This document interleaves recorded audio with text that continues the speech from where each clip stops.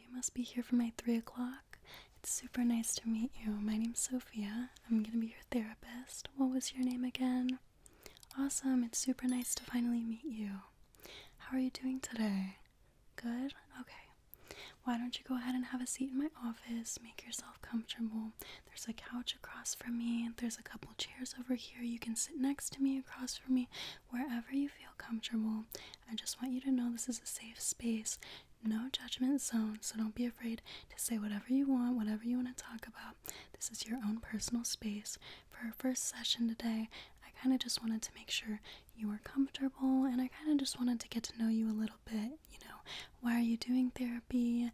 How can I help you? What kind of challenges and struggles are you dealing with, and how can we overcome them?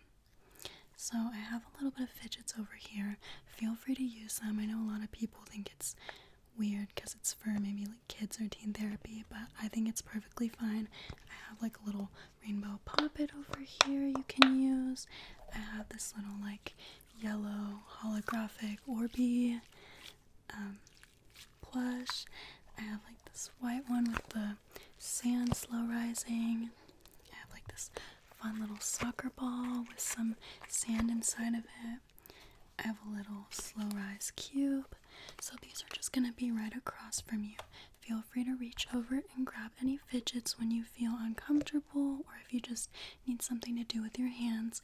It can be very hard to talk about our feelings sometimes, especially when they're suppressed, and we were told that it's not okay to express our feelings, so it can be hard for a lot of people to just kind of feel that. So I find that fidgets are a nice way to kind of not suppress, but kind of almost distract from that feeling of uncomfortableness while being able to open up about our trauma and struggles, because everyone has trauma. It doesn't have to be huge trauma, but everyone has struggles and problems. Just know you're not alone, and it will be okay. Can I get you any tea or coffee or juice or soda or anything? You're good? Okay, just let me know if you change your mind. So I have this little notebook right here, and I'm gonna be writing some stuff down. Don't freak out, I'm gonna do a lot of writing, but I promise this is a safe space and this is confidential. I will not share any information about you outside of this therapy session, unless of course you threaten to harm yourself or others. But just so you know, you can be open and honest with me. If that does happen, I want you to be open and honest and tell me if you're having those thoughts, because it's important to discuss that. I'm here for you. And if you do have those thoughts, it's important for you to get the help you need. So please don't be afraid to reach out for help. Okay, so today's going to be focused on a lot of questions and answers from you, just so I can help get to know you better and focus on our care plan. But feel free to stop me at any point in time if you, want to interrupt me about something or tell me about something urgent. Feel free to stop me, because this is really, it's all about you. It's all tailored to you. Okay, so let's get started. Is that okay with you? Okay, perfect. So what is your date of birth? Okay. And then, what do you do for work? Okay. And do you like that? Does it make you happy, fulfilled? Yes and no? Okay. Do you mainly work with other people, or is it more by yourself? A little bit of both. Do you prefer working with others or more alone? A little bit of both, but more alone sometimes. Okay. And who's in your family? How many people? Do you have a relationship with your mom and dad? Do you have any siblings, any kids or anything? Okay. And how's your relationship like with your parents? A little bit rocky since you've become an adult and stuff? Yeah, that's normal. Your parents kind of still have that weird relationship with you where they don't fully treat you as an adult even though you are. Yeah, that's totally understandable.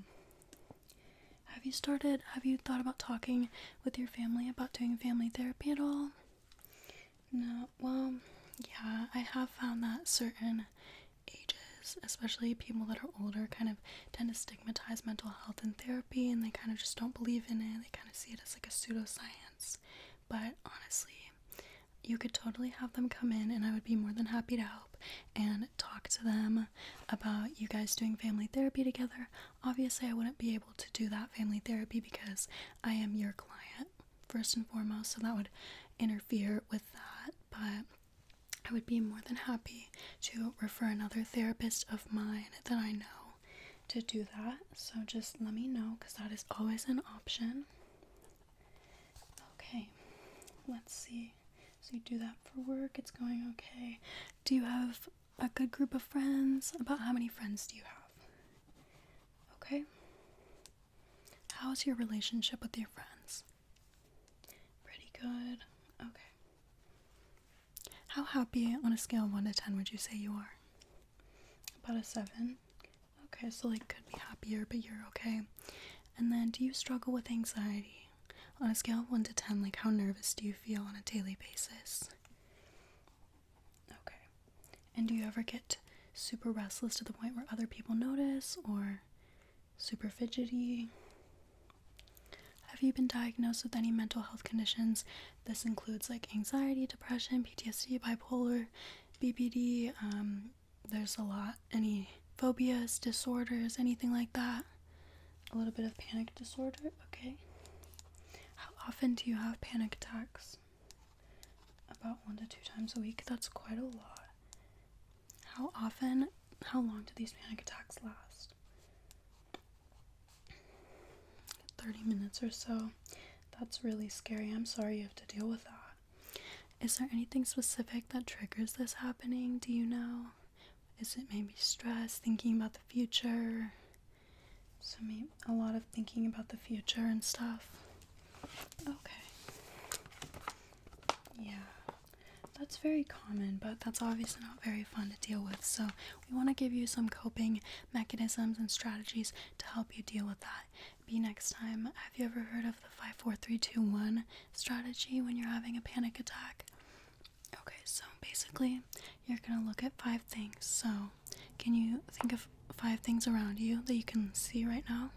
So you're gonna name 5 things, and then you're gonna name 4 things of what you feel. So for example, the fabric of my sweater, my hand feeling, the pen, my hoop earrings, my hair up in a claw clip, the feeling of paper, my ring.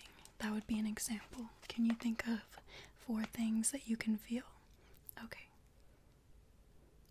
Okay, good. And then you're gonna think of 3 things that you hear, which can be kind of hard, but give or take 3 things, and then 2 things that you smell, and then 1 thing that you can taste. Obviously, sometimes you might not be able to smell or taste anything, especially if you're having a panic attack, but you can try doing that. That might help. And then also getting some ice packs, and just putting them on your head or back will definitely help, because that calms your sympathetic fight or flight nervous system and makes your parasympathetic nervous system turn on and relax. So, but that is really hard as well to deal with. But I would just try those, and hopefully that can help you. You can let me know next week how well that works for you. A lot of my clients have said that that helps them significantly, but we might also need to look at some medications to put you on. I'm not able to do that, but I can go in touch with a psychiatrist that can do that if it gets serious enough. Okay, let me look at some more of the questions that I'm going to ask you really quick. Okay, I went through that. Are you in a relationship at all? It's kind of rocky. You guys kind of ended things a little bit ago. How's that going?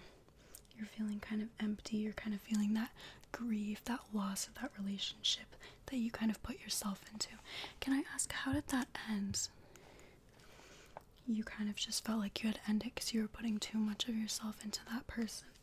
That's a very wise decision. I really commend you for making that decision, because a lot of people aren't able to make that decision, but that is very brave of you to be able to see that and leave that relationship when you felt like you were kind of taking too much of yourself in that.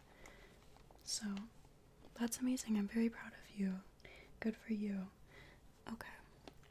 Have you been through any traumatic events, such as, a natural disaster, your parents divorcing when you're young, or even when you're an adult, toxic relationship, I think that would apply.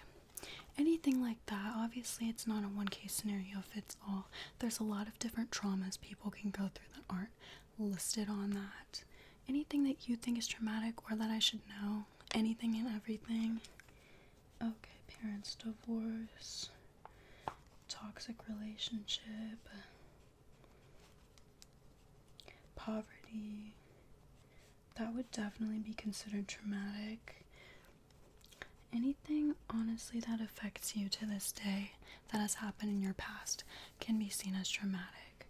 Everyone has trauma in some sorts of spots, but it's just important to understand what that is and be able to work through it and kind of analyze how that made you be as a person, and just so that you're able to empathize with yourself and realize that when you were having that trauma, that doesn't necessarily define who you are.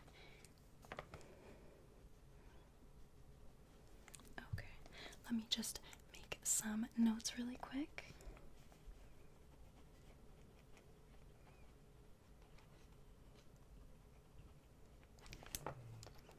Okay, do you have anything else to add for me before we end our session? Okay. Anything you want to talk about next week that you just don't want to talk about today that I can write down? Anything we can touch base on? I do want you to start journaling and write down every single day how high your anxiety is, how high your depression is, what your mood is for the overall day, and anything that happened that you'd like me to know about. Just get a little notebook and write down everything that happened, and just kind of write little updates in it, just so that I can be aware and just so that we can help you through that. Okay, but otherwise it was super nice meeting you. I hope you have a great rest of your day, and feel free to call or email me if anything arises. Okay, thank you so much. Have a good one. Bye-bye.